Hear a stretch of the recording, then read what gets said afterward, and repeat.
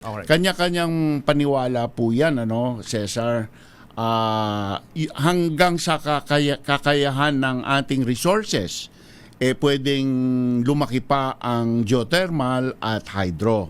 Naghahanap po yan ng site ng dam at naghahanap po yan ng site ng geothermal fields.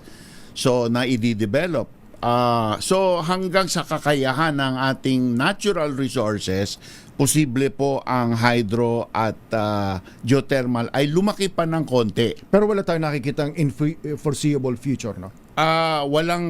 Walang kasing laki ng ating pangangailangan. No? Right, okay. Ngayon, pag yung wind and solar, yun nga po ang sentro ng PEP ni DOE.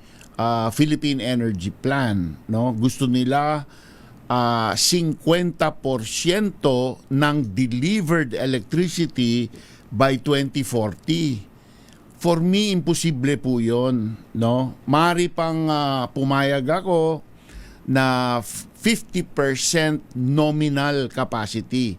Ano po ang pagkakaiba nun? Ang solar po, ang capacity factor 15%. Ibig sabihin, pag sinabi mong 100 megawatts, no? Totoo 'yon 15% of the time kasi 'di ba? It's not 100% all the time. No. During its peak, Yeah. 15% lang. Yes, kasi po may gabi. May gabi. Yes, 'di ba? May ulap, 'di ba? Okay. 6 months of the year nasa monsoon tayo, maulap. So mahina ang solar.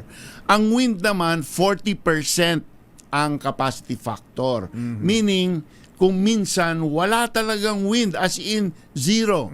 So walang lalabas diyan.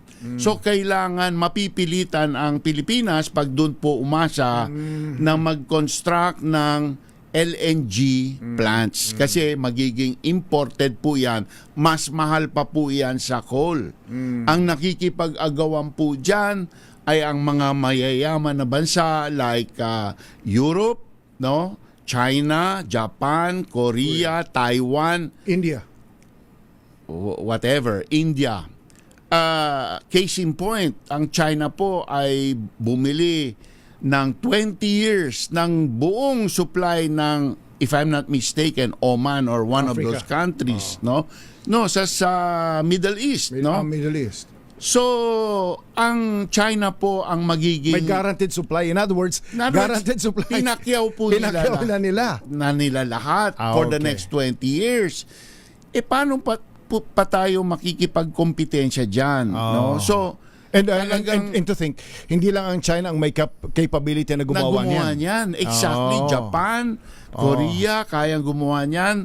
Tayo hindi. At yung bansa naman na katulad ng Oman, yung mga bansang katulad ng Oman, mas gugustuhin rin nila yan. Yes. Na may maliwanag na silang pagsosuplayan at maganda ang presyo. So, sa konteksto pong yun, swak na swak po sa atin ang nuclear power. Alright. Sige. Yes.